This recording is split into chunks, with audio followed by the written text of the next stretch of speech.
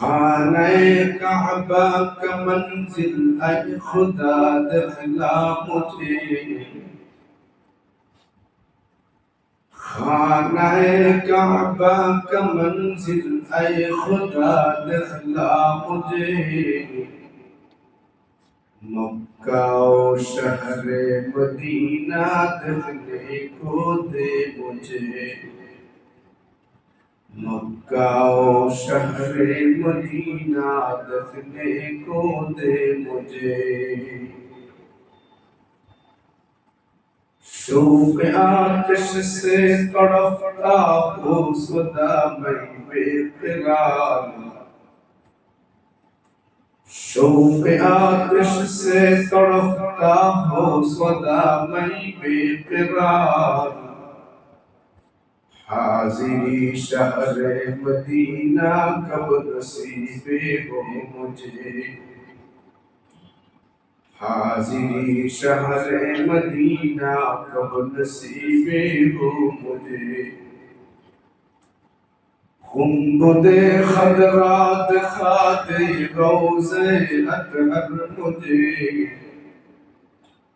दरमियाने कब्र मिंबर गिरगिराने दे मुझे, दरमियाने कब्र मिंबर गिरगिराने दे मुझे।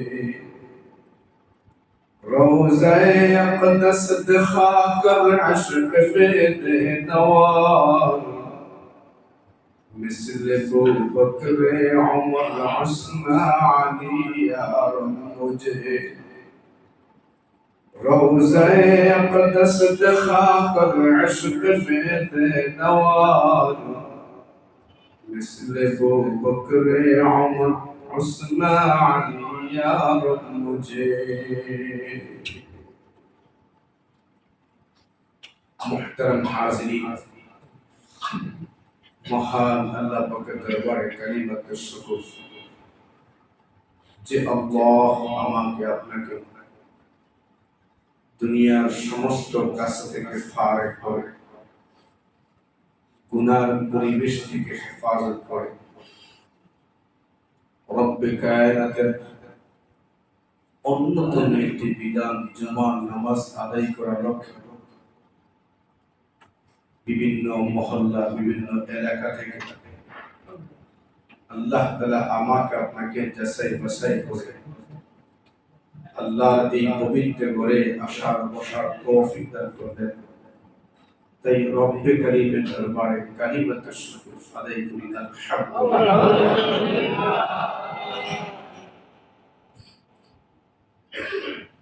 এই পৃথিবীতে আল্লাহ তাআলা যত ধর্ম পাঠাইছেন, যত বিধিবিধান পাঠাইছেন, এর মধ্যে অন্যতম শ্রেষ্ঠতম একটি ধর্ম হলো ইসলাম।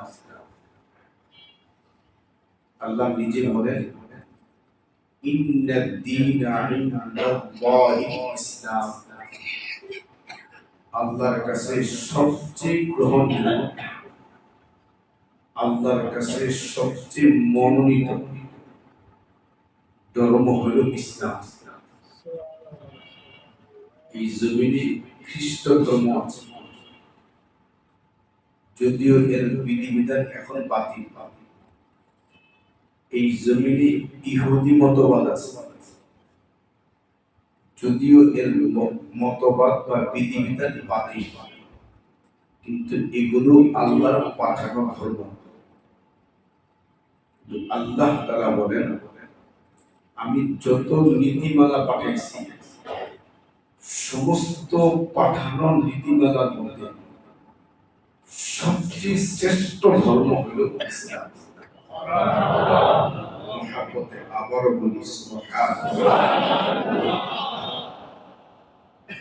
সেই ধর্মকে আল্লাহ নিজে আরো অন্য আয়াতে বলেন, ওয়ামান ইয়াবতাগি গায়রাল ইসলামি দীনা ফালান ইউকবালা মিনহু। আল্লাহ তাআলা বলেন, যদি কেউ আমি আল্লাহর মনোনীত এই ধর্ম ছাড়া অন্য ধর্মের নীতিমালার ভিত্তিতে আমি আল্লাহকে তালাশ করতে চাই, আমি আল্লাহকে খুঁজতে চাই, আমি আল্লাহকে পেতে চাই। আল্লাহ বলেন, যদিও ইহুদি মতবাদ আমার পাঠান, যদিও খ্রিস্ট মতবাদ নীতিমালা আমি মালিকের পাঠান, এরপরও আমি আল্লাহ স্পষ্ট কোরআনে বলে দিলাম, যত নীতিমালা পাঠিয়েছি সব নীতিমালার মধ্যে গ্রহণযোগ্য আমি মালিকের কাছে ইসলাম। এই ইসলাম ধর্মের নীতিমালা ছাড়া যদি অন্য ধর্মের নীতিমালার ভিত্তিতে আমি মালিককে পেতে চাই, আল্লাহ বলেন, ওয়ামাই ইয়াবতাগি গায়রাল ইসলামি দীনা, ইসলাম ধর্ম ছাড়া অন্য ধর্মের ভিত্তিতে আমি মালিককে পেতে চাই, ফালা ইউকবালা মিনহু, আমি তার এই নীতিমালা আমল পদ্ধতি গ্রহণ করব না।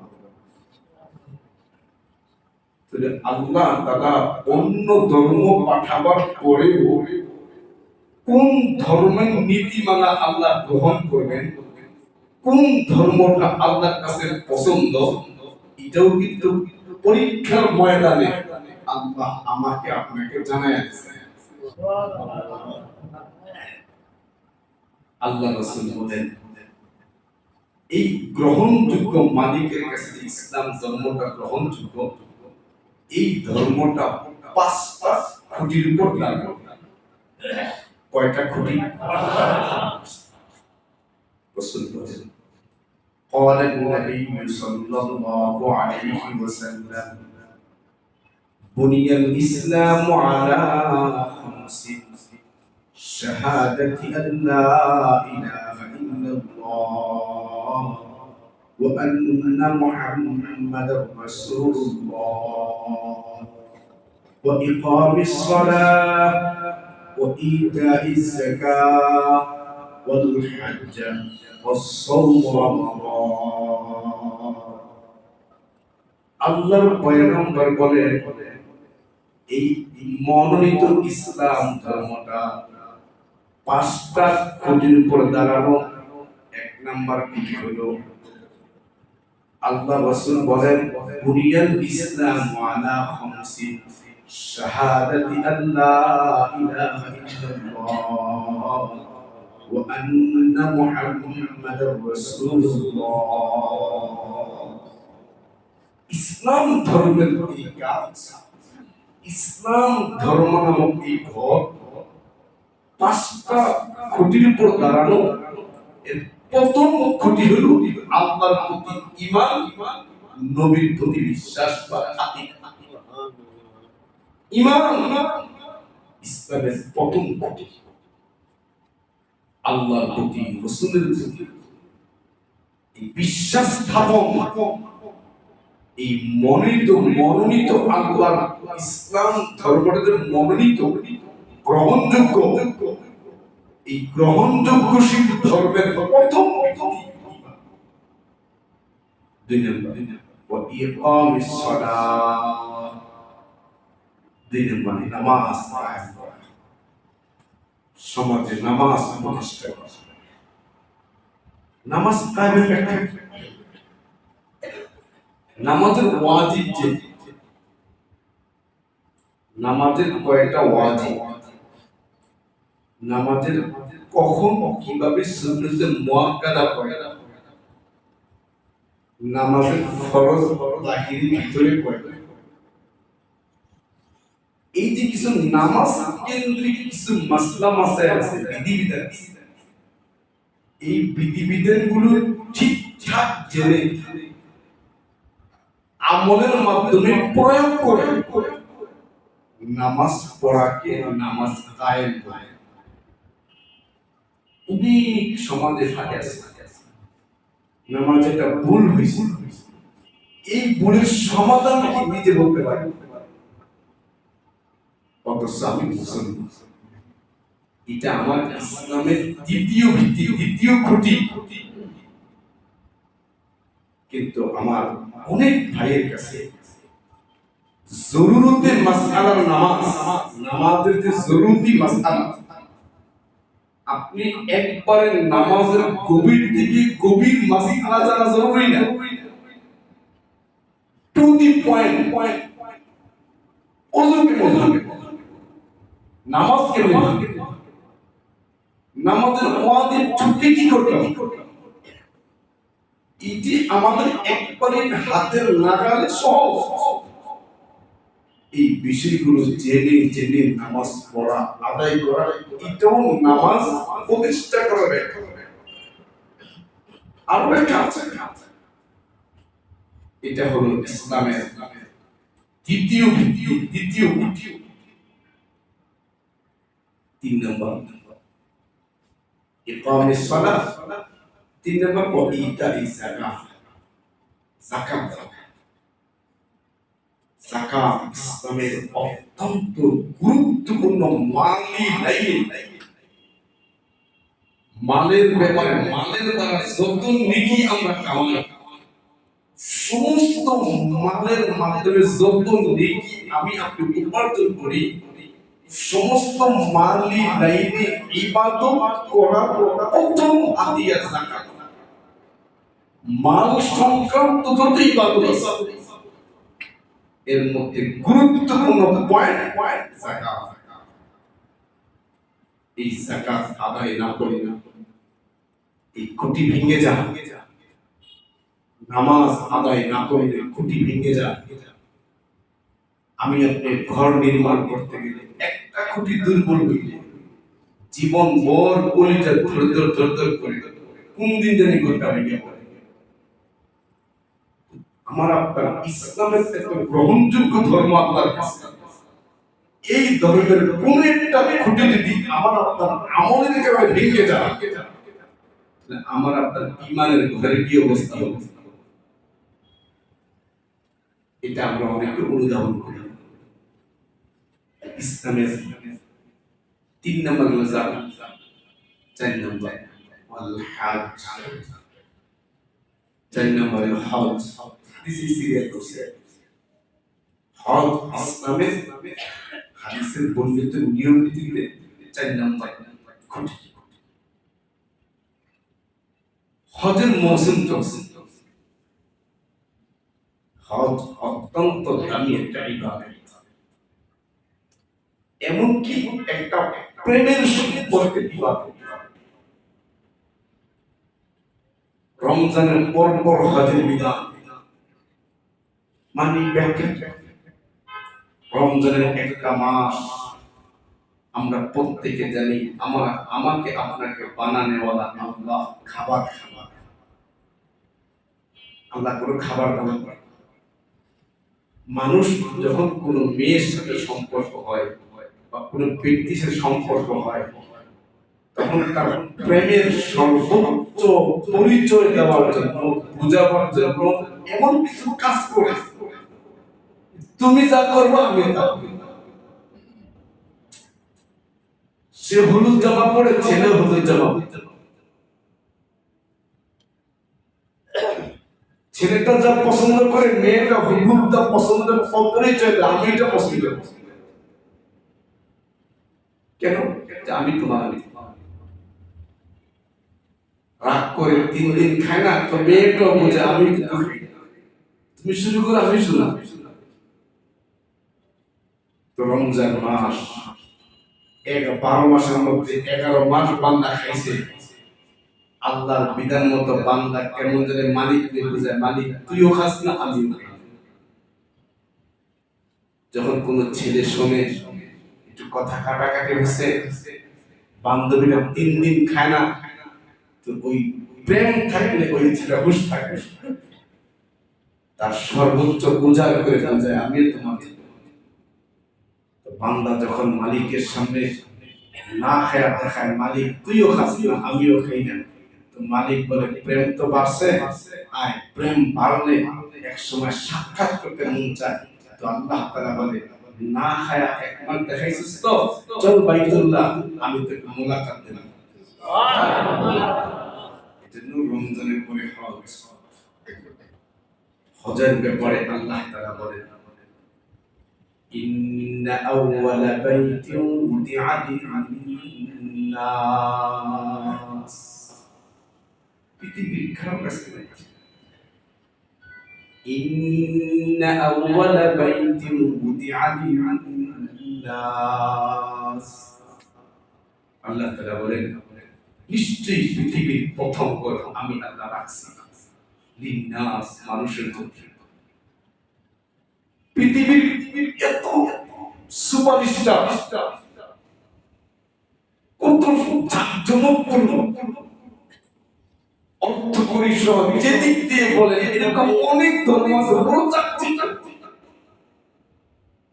কিন্তু তাদের বুকে এতটুকু সাহস নাই বলবে যে এটা আমাদের মালিকের বর্ণিত বিধান অনুযায়ী এটা আমাদের প্রথম ঘর, এটা আমাদের। কোন ধর্ম, কোন জাতি বলতে পারবে না। ইসলাম ধর্মটা আল্লাহর কাছে এত মনোনীত হওয়াতে মুসলিম জাতির প্রথম ঘরের ইতিহাসের বৃত্তান্ত আল্লাহ তার নিজের কুদরতি জবান দিয়ে বয়ান করেছেন। ইন্না আউওয়ালা বাইতিন উদিআ লিন-নাস। আল্লাহ বলেন, নিশ্চয়ই পৃথিবীর প্রথম ঘর আমি আল্লাহ রাখছি, বানাইছে না। উদিয়া মানে বানানো না, উদিয়া মানে হলো আগে ছিল, কোন ঝামেলার কারণে ওয়াল ভেঙে গেছে, ভিত্তি আছে, ওই ভিত্তির উপরে নতুন সংস্কার হয়েছে। তাফসীর কিতাবে আছে এই জমিনে আদম আলা নবিয়িনা আলাইহিস সালাতু ওয়াস সালাম জমিনে আসার 2000 বছর পূর্বে ফেরেশতার মাধ্যমে আল্লাহ তাআলা বাইতুল্লাহ নির্মাণ করেছিলেন। সুবহানাল্লাহ। এরকম একটা ইতিহাস অন্য জাতি দেখাতে আমাদের, এটা আমাদের গর্ব, এটা আমাদের আছে। কালের পরিবর্তনে বা বিবর্তনে ওই ওয়াল, ওই ঘর বিলীন হয়ে যায়, নষ্ট হয়ে যায়, ভিত্তি মাটির নিচে আছে। শেষ পর্যন্ত ইব্রাহিম আলা নবিয়িনা আলাইহিস সালাতু ওয়াস সালাম মাধ্যমে আল্লাহ তাআলা ফেরেশতাদের মাধ্যমে বাইতুল্লাহর সীমানা, বাইতুল্লাহর ভিত্তি মাটি কোন কোন জায়গার মধ্যে আছে, ওই জায়গাটা ফেরেশতার মাধ্যমে চিহ্নিত করে ওই পুরাতন ভিত্তির উপরে নতুন সংস্কার আল্লাহ বাইতুল্লাহ রাখলেন। এটা পৃথিবীর প্রথম ঘর, এটা পৃথিবীর প্রথম ঘর।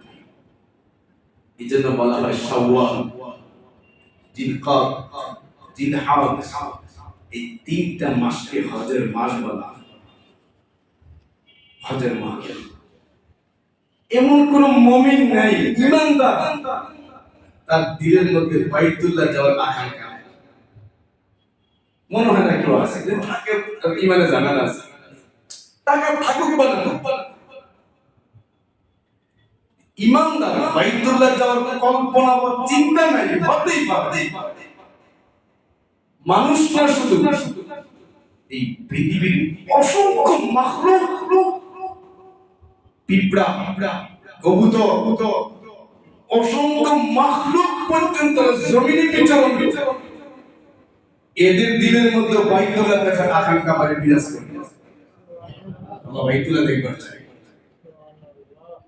এটা ওই জায়গায় না গেলে বোঝানো যাবে না এই ঘরটার মধ্যে এত মায়া কেন।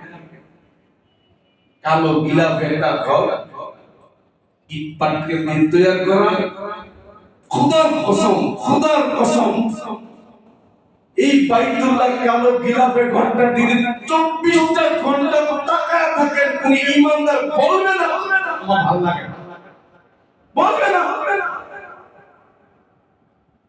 পৃথিবীতে তিনটা জিনিস আছে, কখনো তার তৃপ্তি শেষ হয় না,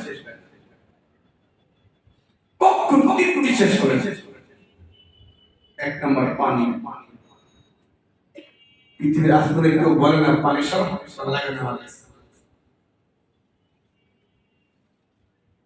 পানি পান করতে মন চায়। এই যে জীবন থেকে পানি পাওয়া যায়, একটা খেয়ে দিয়েছে দেখলে খেতে মন চায়, খাই সাদা দেখা যায় সুন্দর। অসুস্থতা ভিন্ন জিনিস,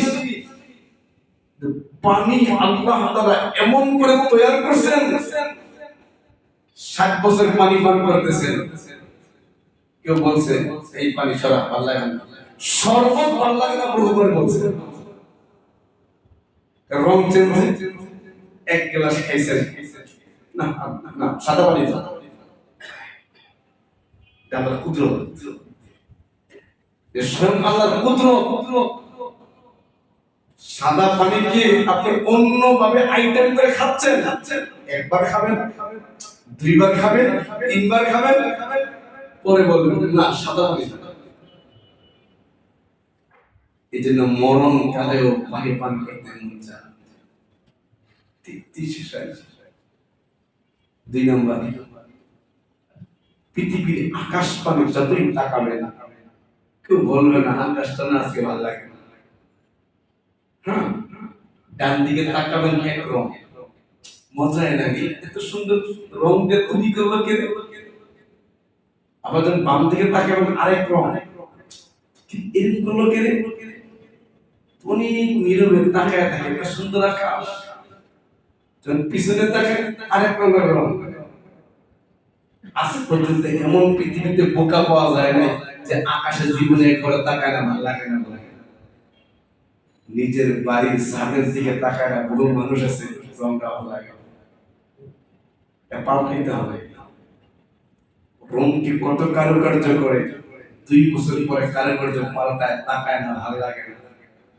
আজ পর্যন্ত পৃথিবীর কোনো মানুষ বলে না আসমানে আর তাকামো ভালো লাগে না, চশমা লাগা, তাকাইতে মন চায়। 3 নম্বর, পৃথিবীর সবচেয়ে তৃপ্তি শেষ হয় না বাইতুল্লাহ দিকে তাকাই, বারবার তাকাইতে মন চায়। হাজিরা যখন বাসায় থাকে 2-2.5 ঘন্টা থাকে, দেউলে যখন বাইতুল্লাহর ভিতরে আসে, প্রত্যেকটা হাজিরা হুজুর মসজিদে ভালো লাগে, চত্বরে নিয়ে যান, বসে বসে বাইতুল্লাহ দেখলে ভালো লাগে। কেন? ইন্না আউওয়ালা বাইতিন উযিআ লিন-নাস, এটা পৃথিবীর প্রথম ঘর, এটা আমাদের জন্মস্থান। এই বাইতুল্লাহর মাটিতেই পৃথিবীতে আল্লাহ প্রথম বানাইছে, ওই মাটি থেকে আল্লাহ আমার আপনারে বানাইছে। মানুষ যত কিছু করুক, জন্মস্থানকে ভুলে না। হ্যাঁ, হালাতের বা পরিবেশের কারণে যেতে মন চায় না, আত্মীয়তার দুর্ব্যবহারের কারণে, এরপরে মনের মধ্যে টান থাকে এটা আমার জন্মস্থান। ঠিক তেমনি ভাবে দুনিয়ার যে মাটিতে আপনি জন্ম নিছেন, 2-3 মিনিট বা 1 ঘন্টার মাধ্যমে যদি এত মায়া ঘরটার প্রতি লাগে, এত মায়া থানার প্রতি লাগে, এত মায়া জেলার প্রতি লাগে, এত মায়া ইউনিয়নের প্রতি লাগে, যেই জমিন থেকে আমার অস্তিত্ব বাইতুল্লাহ তলদেশের মাটি, সেখানে মায়া কেন লাগবে না? এই যে রাসূল বলেছেন এই বাইতুল্লাহ আসার যা টাকা হয়ে গেছে, শুনেন মুসলমান, বাইতুল্লাহ যাওয়ার যা টাকা হয়ে গেছে, বাইতুল্লাহ যাওয়ার মতো খরচ যার হাতে চলে আসছে, বাইতুল্লাহ থাকবে 40 দিন, নিজের বাড়ির খরচের টাকাও তার হাতে এসে পড়ছে।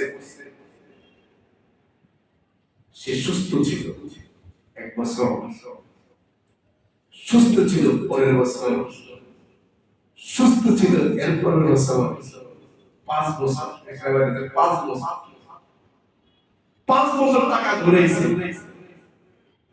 টাকা হাতে ছিল, সুস্থ ছিল, সবল ছিল, রাস্তাও নিরাপদ ছিল, যাই যাচ্ছি 5 বছর ঘুরেছে।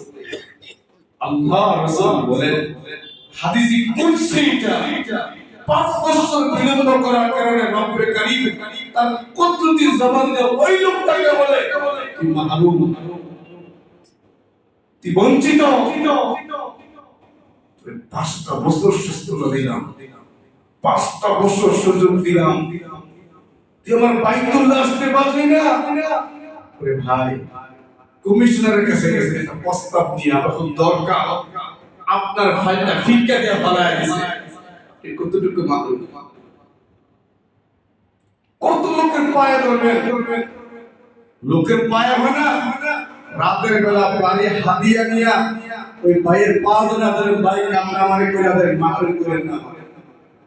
কারণ সে জানে উনি মাহরুম বলে এলাকা থাকা যাইব না। আসমানের মালিক যদি বলে তুই মাহরুম বঞ্চিত, বলেন ওই বান্দা থাকে কি করে দুনিয়া?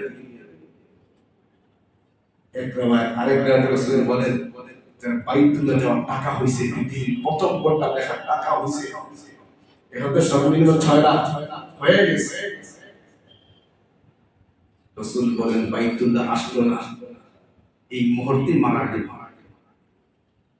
যে ভাই কথা বলতে ভুল জায়গা, এই পৃথিবীতে আমাকে আপনাকে কেউ এত মায়া করে না, আমার আপনার নবী আমাকে আপনাকে যত মায়া করে।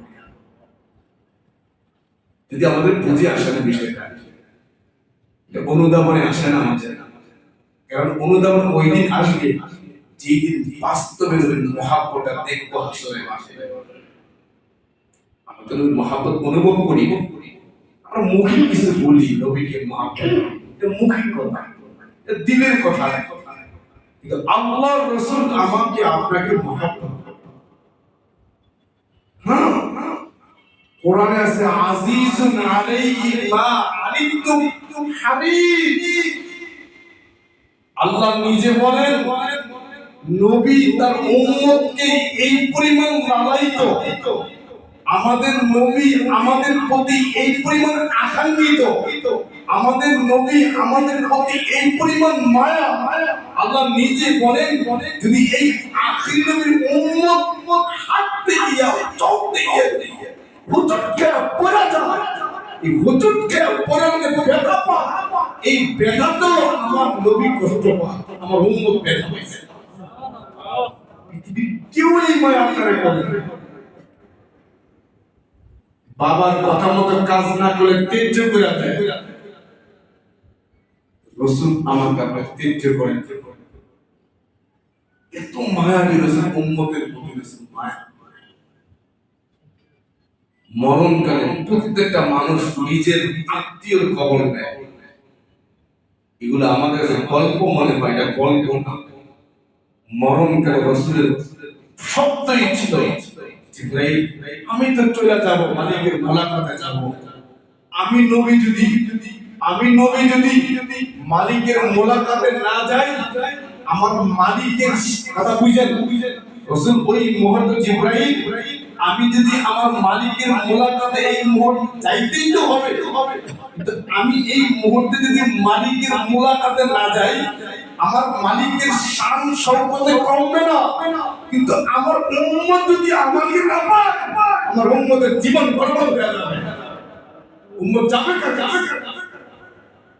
তো বলো আমার উম্মতের ফিকির কি হবে? কাকে বের পাইলেন?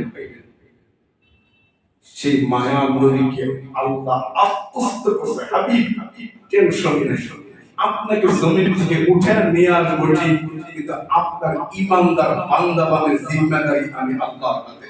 সুবহানাল্লাহ। তখন ঠান্ডা হয়েছে। এই জন্য এই উম্মত নিয়ে কেউ খেলতে পারে না।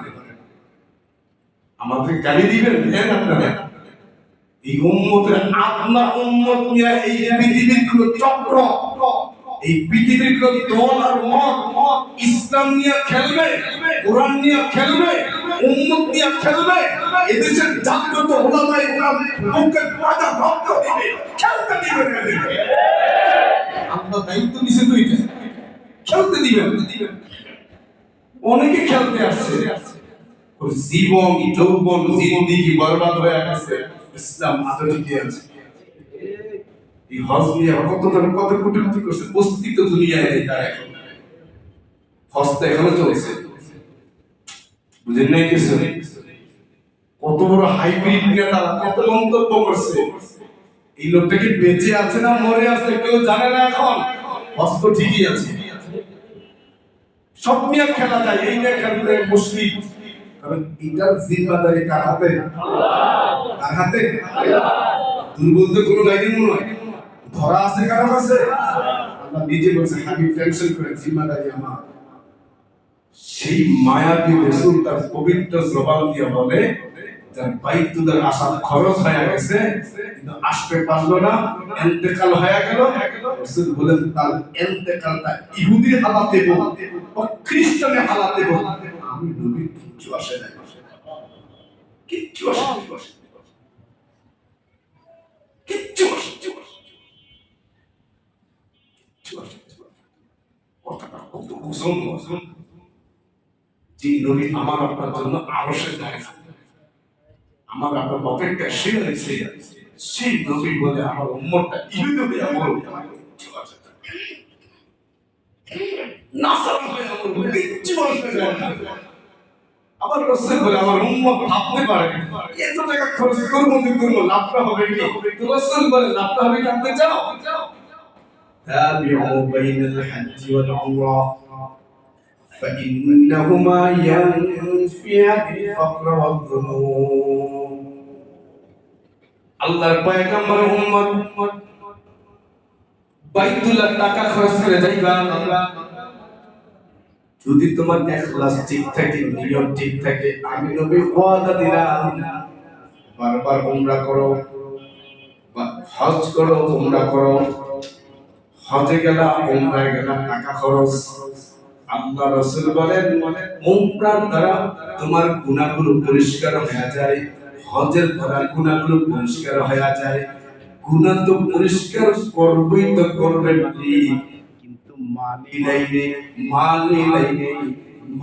লাইনে রাসূল বলেন যে নিয়ে আমরা বেশি ভয় পাই, আল্লাহর পয়গম্বর বলছেন হজ আর উমরার দ্বারা উম্মত তোমার গুনাহ মাফ হবে নিশ্চিত। শুধু গুনাহ মাফ না, একজন মা আজকে সকালবেলা যে বাচ্চাটা প্রসব করছে ওই বাচ্চার যেমন গুনাহ নাই, গুনার চিহ্ন নাই, গুনার দাগ নাই, গুনার দুর্গন্ধ নাই, একবারে পাক।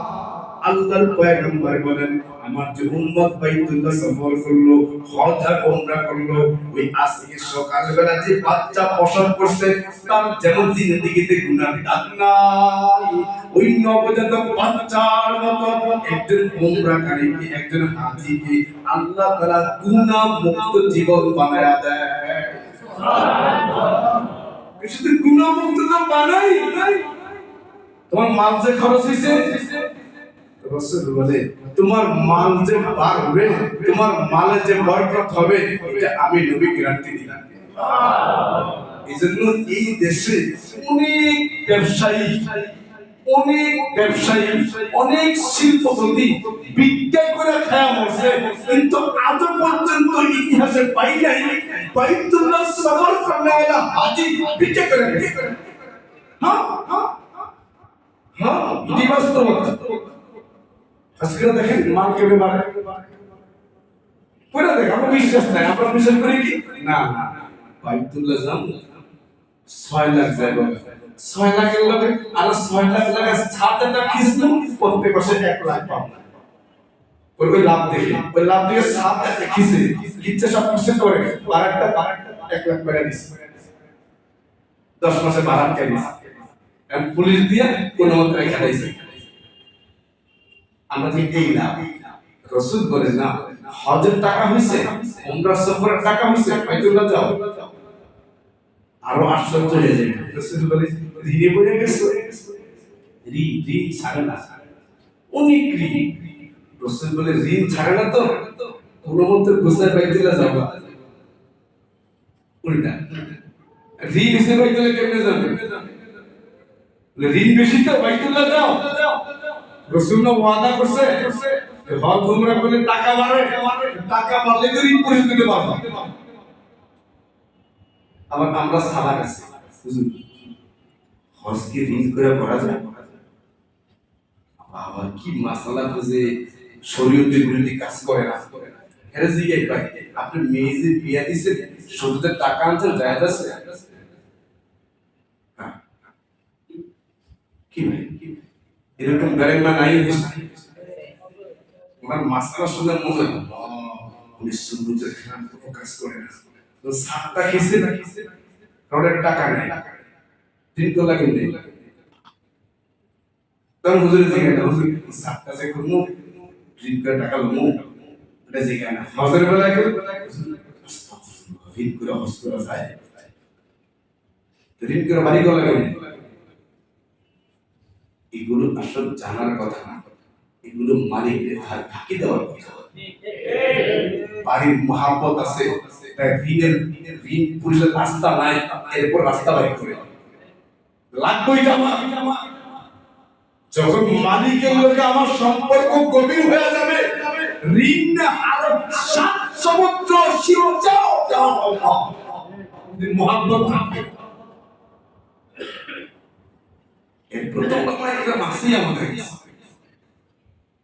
এই হজের মৌসুম, আমার তো বাস্তবতা লৌকিকতা নাই, হজের মৌসুমে প্লেন দেখলে কান্না আসে, হাজিরা যাচ্ছে।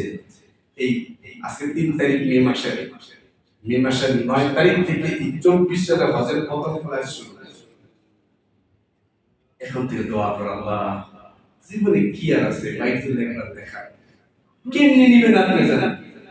শোনেন ভাই, টাকা দিয়ে হজ হয় মনে রেখে, টাকা দিয়ে হজ হয়, আবার টাকা ছাড়াও হজ হয়। হ্যাঁ, টাকা থাকলে হজ যাবেন না, পারবেন না, আবার টাকা নাই তাও পারবেন না। তো কি লাগে? দিল লাগে, দিল লাগে। একটা বেনা। আবার অনেকের কপালে জীবনে জুটো যে মাল নাই, এই জন্য হজ ইসলামের একটি বেনা। রাসূল বলেন, তোমরা জীবনে একবার হজ করো, জীবনে একবার, বারবার না। হ্যাঁ, বারবার যা সুযোগ থাকে যাও, নফল হবে। এই জন্য আমার ভাইয়েরা হজের প্রস্তুতি গ্রহণ করবেন, জিন্দেগির পরিবর্তন আসবে, গুনাহ মাফ হবে। রাসূলের কত বড় ধমকি থেকে বাঁচতে পারতেন, এই কথা ভাইবেন না যে হজে গেলে তো বাধা হয়ে যাওয়া লাগে, এত তাতে বাধা হয় বাকি। অনেক ভাইয়েরা আছে যে বলে উল্টা পাল্টা করছি, হজের তেমন উল্টা পাল্টা করে আগে সব করে নেই, পরে ভালো হয়ে যাবে। চিন্তা করছেন শয়তান কি পরিমাণ ধোঁকা। হজ অনেক কঠিন, হজ অনেক কঠিন, যুদ্ধের যে হজের আমলে কষ্ট বেশি। এটা যদি আপনি শেষ জীবনের শেষ প্রান্তে যান, অনেক আহকাম আদায় করা যায় না, আদায় করলেও দিনের মধ্যে অতৃপ্তি থাকে। আরাফায় মন মতো কিছু করতে পারলাম না, মিনায় মন মতো কিছু করতে পারলাম না, শয়তানকে পাথরটা মন মতো যেমনি মারার তরিকা আমি তো ভয়ে পারলাম না, আমি তো তোয়াফটা করতে পারলাম না, অতৃপ্তি ভয় ভয় কাজ করে। এই জন্য আমাদের শক্তি সম্বল থাকবে, শক্তি সম্বল থাকবে। আল্লাহ নিজে বলেন, ওয়ালিল্লাহি আলান নাসি হিজ্জুল বাইত মান ইসতাতা ইলাইহি সাবিলা। শক্তি সামর্থ্য হলে আর্থিকভাবে শারীরিকভাবে ওয়ালিল্লাহি আলান নাস, আল্লাহর জন্য সফর করো, আল্লাহর জন্য সফর করো, দেখবা তোমার জিন্দেগির পরিবর্তন এসে, ইমানের পরিবর্তন এসে। আল্লাহ বলেন, ইন্না আউওয়ালা বাইতিন উদিআ লিন-নাস, পৃথিবীর প্রথম ঘর বিবাক্কা, বাক্কা, আমরা বাক্কা আছে, আমরা জানি মক্কা, কোরআনে আসছে বাক্কা, আমরা প্রত্যেক কি জানি ভাই বলেন, মক্কা। উল্টে গেল না ব্যাখ্যা, সরি উত্তর আছে। একটা সেখানে আছে বাইতুল্লাহ যে এলাকা রাখা, ওই এলাকার মূল নাম বাক্কা, নাম পরিবর্তন হয়েছে। যেমন আমাদের ঢাকার আগের নাম ছিল জাহাঙ্গীরনগর, পরে হয়েছে ঢাকা। ঠিক আগের নাম ছিল বাক্কা, পরে হয়েছে মক্কা, একই তো। আরো আশ্চর্য হলো মক্কা বাইতুল্লাহ এমন একটা জায়গা, এটা না গেলে বোঝান যায় না। যদি লক্ষ কোটি মানুষও একসাথে বাইতুল্লাহ ঢুকে, আজিব কোটি তো হয় না, যদি হয় কখন একাধিক লক্ষ তো হয়ে যায়। লক্ষ মানুষ বাইতুল্লাহ ঢুকে, একটা মানুষ বলবে না আমার জায়গা হয় না। হ্যাঁ, মানে তাকাইলে যখন তোয়াফ শুরু হয়, তোয়াফ শুরু হয়, তিল দেওয়ার জায়গা নেই, আপনি যত আগাবেন জায়গা হবে। এটা আল্লাহর কুদরত, আল্লাহর রহমতের মতো জায়গাটা বড় করে ফেলে। হ্যাঁ, মিলে যাচ্ছেন, পাথর মারবেন, আপনি তাকাইবেন, আপনার পাও চলবে না, ভয় এত মানুষ হয় না। বিশ্বাস করেন, আজান সামনে ফাঁকা, বাস্তবতা সামনে ফাঁকা। এটা আল্লাহর খাস কুদরত। ভাই হজের কাজ শুরু হয়ে গেছে, 25 টাকা যাবেন, এখন নিবন্ধন করে ফেলেন, আলেম আলেমের যোগাযোগে নিবন্ধন করে ফেলেন, বাইতুল্লাহ যাবেন। এরপরে যেতে পারলেন না, মালিক আপনাকে বাইতুল্লাহ মুসাফিরের কাফেলায় নাম দেন। আমার বান্দা তো প্রস্তুত ছিল, এই কথা ভেবেন না এত বছর পরে যাবো, গ্যারান্টি গ্যারান্টি হায়াতের কোনো গ্যারান্টি। কত মানুষ আজকে তো অ্যাক্সিডেন্ট হয়েছে, গাজীপুরের সামনাসামনি মোহাম্মদ হাইস, ওরা ভাবছিল হাজার শেষ। এই জন্য ভাই আল্লাহ বলেন আমি পাক্কা রাখছি। এমনকি বলেন আল্লাহ ইন্না আউওয়ালা বাইতুন বুদিআ লিন-নাস বিবাক্কাতা মুবারাকাও মুবারাক। আল্লাহ বলেন এই ঘরটা না বরকত বলা, বলে কি বলা, বলে বারে বারে এই ঘরটা অনেক কিছু বাড়ে। কেমন বাড়ে? নামাজ পড়বার 1 রাকাত, কি বাড়াবে, কি বাড়াবে, নামাজ পড়বার 1 রাকাত, নামাজ পড়বার 1 রাকাত আর 2 রাকাত, প্রতি রাকাতে 1 লক্ষ রাকাত নামাজ পড়া সওয়াব হয়ে গেল। জীবনে কয় বছর কামাইছেন? কয় বছর কামাইছেন? প্রতি রাকাতে 1 লক্ষ রাকাতের নামাজের সওয়াব। বলেন প্রতি রাকাতে 1 লক্ষ। আমার আপনার 7 বছর হায়াত হয়ে গেলে 1 লক্ষ রাকাত নামাজ, সেখানে 1 রাকাতে পাচ্ছেন। আল্লাহ রাসূল বলেন বাইতুল্লাহ তাওয়াফ করবা, তাওয়াফ করা, তাওয়াফ যে পৃথিবীর কোথাও নাই, প্রতি তাওয়াফে একটা 20টা রহমতের মাথায় পড়ে। হ্যাঁ, তো তাকায় থাকবা, তাকায় থাকবা, তাওয়াফ করব, তাকায় থাকবো, তো এরপরে 20টা পাবি। এজন্য বাইতুল্লাহ তাকায় থাকার ইবাদত। হ্যাঁ, গেলে দেখবেন পিলারের কোণায়, সিঁড়ির কোণায় আল্লাহ কিছু বান্দা চুপ করে কোন ডাইন বাম কি হচ্ছে, বাঁশি বাজছে না, পুলিশ আসছে না, কে মারছে কি হয়েছে কোনো খবর নাই, চুপচাপ চোখের পানি পড়ছে আর উপরে নিতেছে। আমার এক হজরত সাহেবের এক মহিলা বুরকা পরা, আমার এমন এখনো দৃশ্য মনে পড়ে, ওই মনে কি যে বলতেছে, কি যে কান্না করতাম, এর মধ্যে বলে আল্লাহ ওর প্রেমটা আমি পাইতাম। সিঁড়ির কোনায় বসে মেয়ের মহিলা কাঁদতেছে, বাইতুল তাকায় তাকায়, তোর প্রেমটা আমি পাইতাম। বাইতুল্লাহ তাকায় তাকায় ইবাদত, বরকত, মুবারাক। আর বলেন হুদাল লিল আলামিন, পুরো বিশ্ব জগতের জন্য হেদায়েত। কোন বেঈমান তো ঢোকার নিষেধ। হ্যাঁ, পৃথিবীর কোন জাতির কাছে নাই। হিন্দুদের মন্দিরে যান সবাই ঢুকতে পারে, খ্রিস্টানদের ইবাদতখানায় যান সবাই ঢুকতে পারে, ইহুদির ইবাদতখানায় যান সবাই ঢুকতে পারে, কিন্তু খোদার জাত ও সিফাতের কসম বাইতুল্লাহর সীমানায় মুসলমান ছাড়া কেউ ঢুকতে পারে না।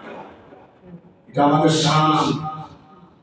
এজন্য রেলওয়ালা গেটের সামনে 2টা রাস্তা, একটা মুসলমানের লাগে একটা বেঈমানের লাগে লেখা হয়ে যায় চেক করে এখন উল্টা পাল্টা হয়ে গেছে আগে কুটির পার চেক করতো বেঈমান এই রাস্তায় ইমানদার এই রাস্তায়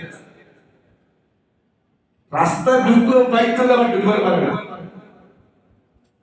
কিতাব আছে কোন এক বেঈমান স্বামী স্ত্রী চাকরির সুবাদে চাকরি হয়েছে সরি রাষ্ট্রীয় কাজ একবার হজের মৌসুমে স্বামী স্ত্রী দেখে জিদ্দা থেকে সাদা কাপড় পরে পরে পাঁচ করে মানুষ যায় স্ত্রী স্বামীর ওই যায় এক রকমের কাপড় কি সুন্দর লাগে মাথা খালি তবতবে সাদা এতগুলো 50 জন লোক সাদা কাপড় পরে এক জায়গায় দাঁড়িয়ে কেমন দেখা মাথায় কিচ্ছু নাই পরেটাও সাদা খায়টাও সাদা সাদা তো আকর্ষণ তো এই স্বামীটা বলে এই বছরে একবার মুসলমানদের হজের ইবাদত হয় একটা এখানে ঘর আছে বাইতুল্লাহ বলে এটাকে সেখানে সবাই যায় তো স্ত্রী বলে আমরা যেতে পারি না কন্যাটা তো নিষেধ নিষেধ তো কাগজে কোনো বাহানা যাওয়া যায় না কোনো বাহানা যাওয়া যায় না দিনের খবর কি আল্লাহ তাআলা কে দেয় তোর বাহানা করে মুসলমান সাথে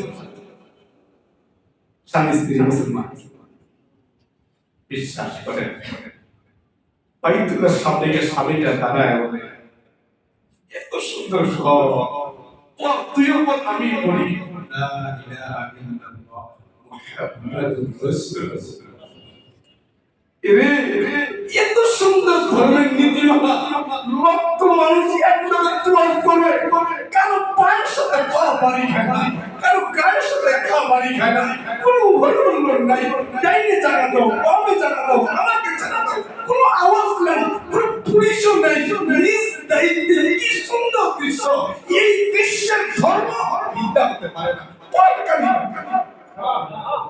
লোকে মুসলিম فتن بالها نبي বাইতুল্লাহ দেখে বহু বেঈমান কালিমা পড়ছিল গির্জা দেখে কালিমা পড়ে খ্রিস্টানদের ইবাদতখানা দেখে কালিমা পড়ে এক খ্রিস্টান যে আমাকে আলেম কে শাহরুল্লাহ মুহাদ্দিস দেহলভিকে বলে কি ভিক্ষা করে ধর্ম চালায় আমাকে যে বলে না কিছু হুজুর ভিক্ষা করে খায় শাহরুল্লাহ মুহাদ্দিস দেহলভি খ্রিস্টান যায় বলে কি ভিক্ষার ধর্ম পালন করে কি করি আমরা ভিক্ষার ধর্ম পালন করি চল আজকে প্রমাণ কি প্রমাণ করবে আমি তো গির্জার সামনে গিয়ে কোরআন পড়ব যদি তোর গির্জার টিকা থাকে তোরটা হও আর যদি তোর গির্জার টাসটা ভাঙা যায় বাতিল তো চলে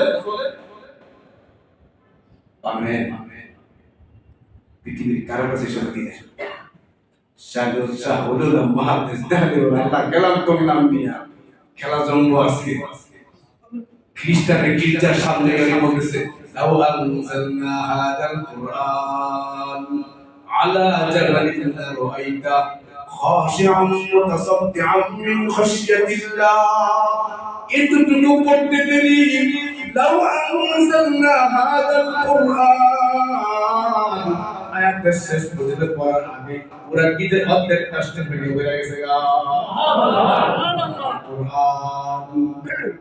অথচ বাইতুল্লাহ কত লোক বাংলার গেছে আলাম তারা কাইফা ফাআলা রাব্বুকা বিআসহাবিল ফিল বাইতুল্লাহ বাংলার গেছে হাজ্জাজ বিন ইউসুফ আগুনের তীর বানায়া বাইতুল্লাহ আক্রমণ করে পুরাই ফেলতে চাইছে হাজ্জাজ ইউসুফ বাইতুল্লাহ অনেক কিছু পুরাই ফেলছিল বাইতুল্লাহ কিচ্ছু হয় নাই আসহাবে ফিল বাইতুল্লাহ ধ্বংস করবার গেছে নিজে হালাক হয়ে গেছে গা অথচ গির্জাওয়ালা আয়াত দিয়ে গির্জা ভেঙে দিয়েছে এটা সেই কোরআন হুদাল্লিল আলামিন বিশ্ব জগতের হেদায়েত এক বাচ্চা খ্রিস্টান বাচ্চা মা ঘরে বসে চ্যানেল পাল্টায় আর খানা খাওয়াই দিছে চ্যানেল পাল্টাইতে হঠাৎ বাইতুল্লাহ দৃশ্য চলে আসছে বাচ্চা ডাকে মারে থামাও দেখি এটা কি না বাচ্চা আমার বাহার না বা দেখবো বাচ্চার বাহানাতে মা ওই ছেলের আমার ব্যাগ দিছে, ব্যাগ দিয়া বাচ্চা টাকা দেখে এতগুলো মানুষ সিরিয়ালে ঘুরে, কেউ অর্থাৎ 10 জন মানুষ জমা করেন, মাইক দিয়ে আমরা নিয়ন্ত্রণ করা যায় না। এইজনে কয় এটা, এইজনে কয় এটা, এইজনে কয় থামা, হাতে আসতে অবস্থা খারাপ হয়। বাচ্চা কয় মা এটা কি করে? মা বলে এরা মুসলমানদের ভিতরে তওয়াফ করে, মা কোনো আওয়াজ দিই নাই, সুরগুল দিই নাই, পায়ের তলে পরে মানুষ মরে না, অথচ আমরা হাত গুলা খাটিয়ে পায়ের তলে মানুষ মারা যায়। রিলিফ আনতে গিয়ে পায়ের তলে মানুষ মারা যায়। হ্যাঁ, জিগাতে হয়ে গেছে বাইতুল্লাহ তওয়াফ করে গিয়ে পায়ের তলে মানুষ মরছে, সমান নাই। এমন কি আপনার তওয়াফের হালাতে কোনো ব্যথা পাইছেন? আপনার পাশের হাতি দেখার আগে এমন নিয়ন্ত্রিত পুলিশ চলে আসছে আপনি নেওয়ার জন্য। এই বাচ্চা বলে মা এত সুন্দর, এই সুন্দর দৃশ্য বাচ্চাকে কালিমা পড়তে বাধ্য করছে। পৃথিবীর কারো কাছে নাই, যাইবেন না কেন? যাই আল্লাহ আমাদের সকলকে বাইতুল্লাহ বারবার যাওয়ার তৌফিক দান করুন। আল্লাহ আমাদেরকে বাইতুল্লাহ যাওয়ার সব ব্যবস্থা করে দিন।